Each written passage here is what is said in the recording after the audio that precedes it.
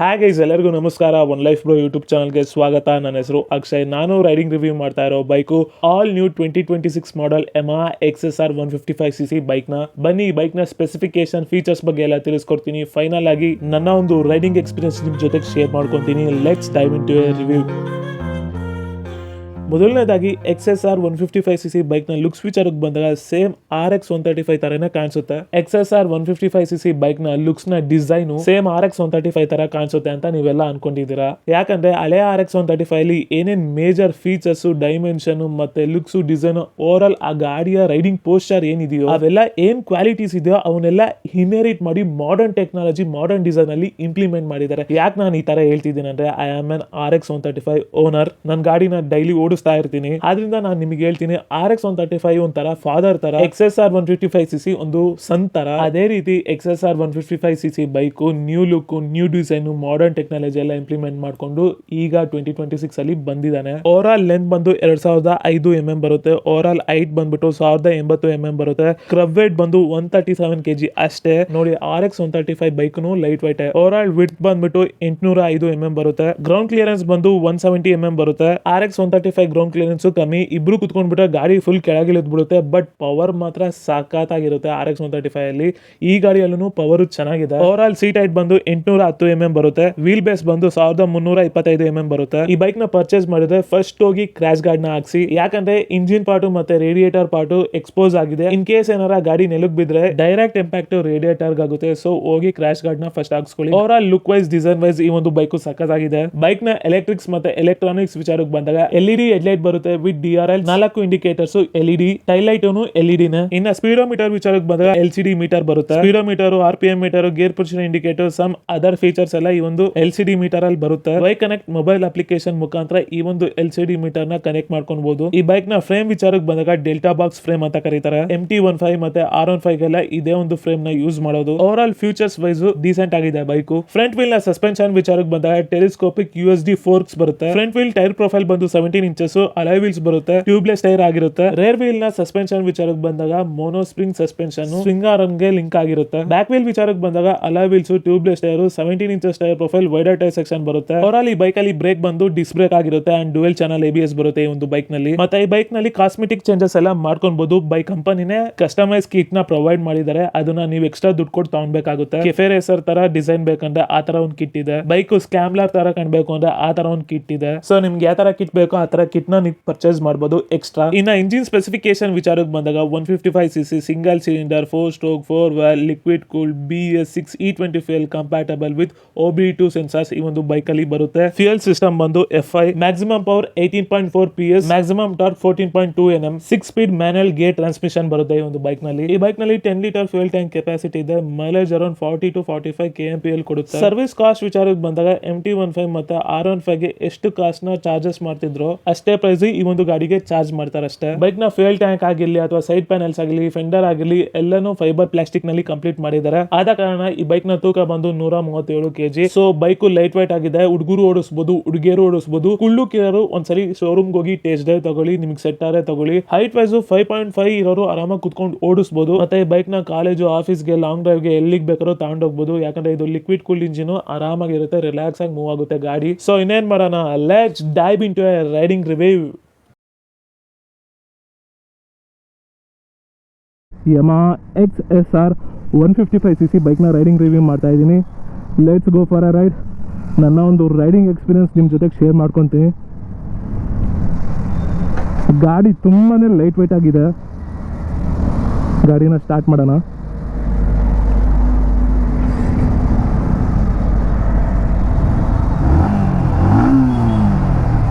Exhaust sound ಈ ಥರ ಕೇಳಿಸುತ್ತೆ. Let's go.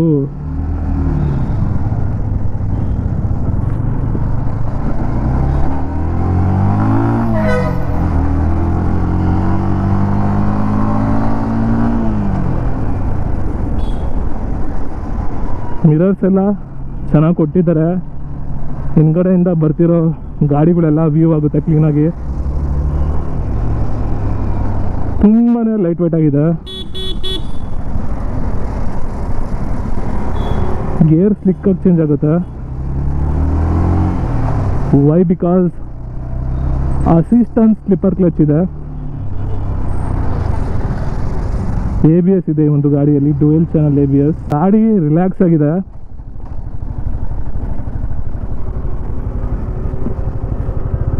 ಆರಾಮಾಗಿ ಹಿಂಗೆಲ್ಲ ಯೂಟರ್ನ್ ಎಲ್ಲ ತಾಣ್ಬೋದು.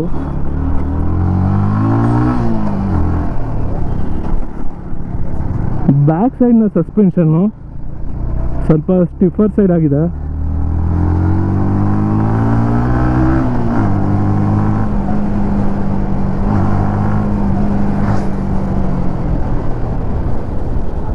ಗ್ರಿಪ್ ಮಾತ್ರ ಸಖತ್ತಾಗಿದೆ ಗಾಡಿದು.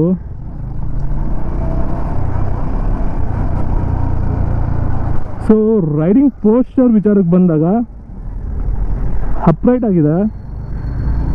ಲೈಕ್ ನಿಮಗೆ MTಯಲ್ಲಿ ಕುಂತಾಗ ಯಾವ ಥರ ಫೀಲ್ ಕೊಡುತ್ತೋ ಅದಕ್ಕಿಂತ ಒಂದು ಸ್ವಲ್ಪ ರಿಲ್ಯಾಕ್ಸ್ ಪೊಸಿಷನಲ್ಲಿ ಈ ಒಂದು ರೈಡಿಂಗ್ ಪೋಸ್ಚರ್ ಇದೆ. ಯಾವ ಥರ ಅಂದರೆ foot pegs centre of the bike ಇದ್ದಂಗಿದೆ. ಲೈಕ್ ತುಂಬಾ ಹಿಂದೆ ಇಟ್ಟಿರೋ ಥರ ಫೀಲ್ ಆಗ್ತಿಲ್ಲ. Foot pegs centre of the bike ಇಟ್ಟಿರೋ ಥರ ಫೀಲ್ ಆಗ್ತಿದೆ. Like it's not an fully sports bike, but ಒಂದು ಸೆಮಿ ಸ್ಪೋರ್ಟ್ಸ್ ಬೈಕ್ ಥರ ಡಿಸೈನ್ ಮಾಡಿದ್ದಾರೆ. ರೋಡ್ ಸ್ಟಾರ್ ಬೈಕ್ ಥರ ಡಿಸೈನ್ ಮಾಡಿದ್ದಾರೆ. ಸಿಂಗಲ್ ಪೀಸ್ ಹ್ಯಾಂಡಲ್ ಬಾರು, ತುಂಬ ಮುಂದೆ ಬಗ್ಗಂಗಿಲ್ಲ.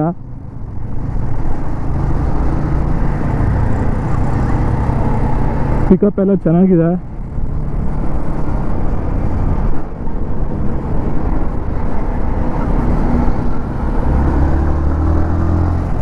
ಈ ಥರ ಎಲ್ಲ ಸೈಡ್ ತಗೊಂಡು ಹೋಗ್ಬೋದು.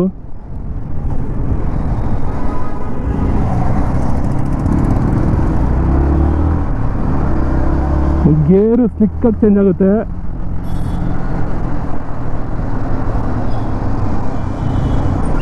ಗೇರ್ ಶಿಫ್ಟಿಂಗ್ ಬಂದು short gear shifting, long gear shifting ಅಲ್ಲ, short gear shift.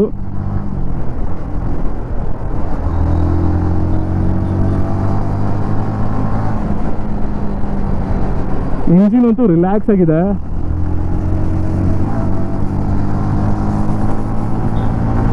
Fourth ಗೇರಲ್ಲೇ relax ಆಗಿ ಮೂವ್ ಆಗ್ತಾ ಇದೆ. ಆರಾಮಾಗಿ ಹಿಂಗೆ ಬಗ್ಗಿಸ್ಬೋದು. ಆ್ಯಂಡ್ ಫುಲ್ ಹಿಂಗೆ ಕಾರ್ನರಿಂಗ್ ಎಲ್ಲ ತಗೊಳ್ಬೋದು. Why because wider tyre section ಇದೆ. ಸೊ ರೇಡಿಯಲ್ ಟೈರ್ ಬರುತ್ತೆ, ಟ್ಯೂಬ್ಲೆಸ್ ಟೈರ್ ಆಗಿರುತ್ತೆ, 17 ಇಂಚಸ್ ಟೈರ್ ಪ್ರೊಫೈಲ್ ಆಗಿರುತ್ತೆ.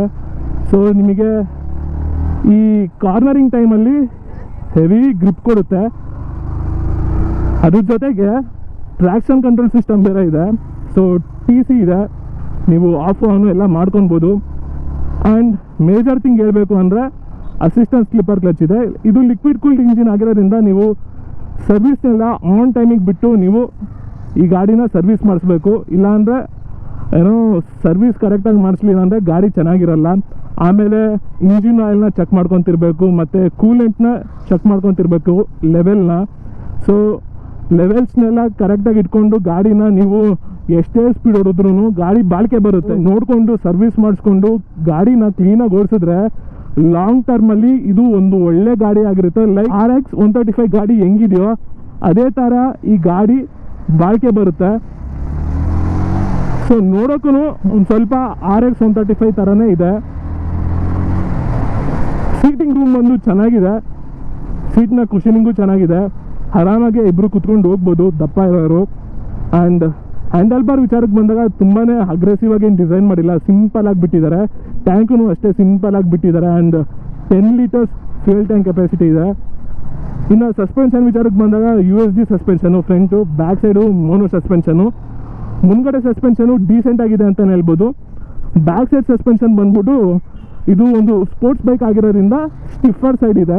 ಲೈಕ್ ನೀವು R15 ಮತ್ತು MTಯಲ್ಲಿ ಯಾವ ಥರ ಸಸ್ಪೆನ್ಷನ್ ನೀವು ಫೀಲ್ ಆಗಿರ್ತೀರೋ ಅದೇ ಈ ಒಂದು ಗಾಡಿಯಲ್ಲಿ ಎಕ್ಸ್ಪೆಕ್ಟ್ ಮಾಡ್ಬೋದು. ಸಸ್ಪೆನ್ಷನ್ ಟ್ರಾವೆಲ್ಲು ಅವೆಲ್ಲ ಲೈಕ್ ನಾನು ಹೇಳ್ತಿರೋದು ಬ್ಯಾಕ್ ವೀಲ್ದು.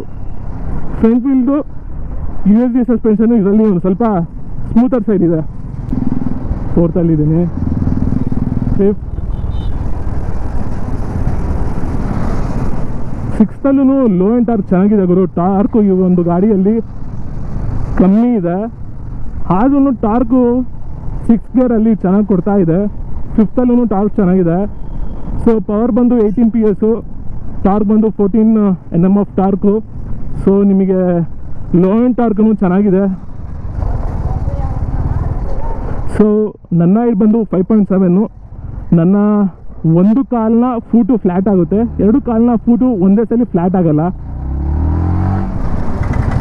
ಸೊ ಬ್ಯಾಲೆನ್ಸಿಂಗ್ ಎಲ್ಲ ಚೆನ್ನಾಗಿದೆ ಗುರು ಈ ಒಂದು ಗಾಡಿಯಲ್ಲಿ. ಸೊ ಇನ್ನು ರೈಡಿಂಗ್ ವಿಚಾರಕ್ಕೆ ಬಂದಾಗ ನೋಡಿ, ನಾನು ಒಂದೇ ಕೈನಲ್ಲಿ ಗಾಡಿನ ಹ್ಯಾಂಡ್ಲ್ ಮಾಡ್ಕೊಂಡು ಓಡಿಸ್ತಾ ಇದ್ದೀನಿ. ಸೊ ಲೈಟ್ ವೆಯ್ಟ್ ಆಗಿದೆ ಗಾಡಿ, 137 kg ಬರುತ್ತೆ.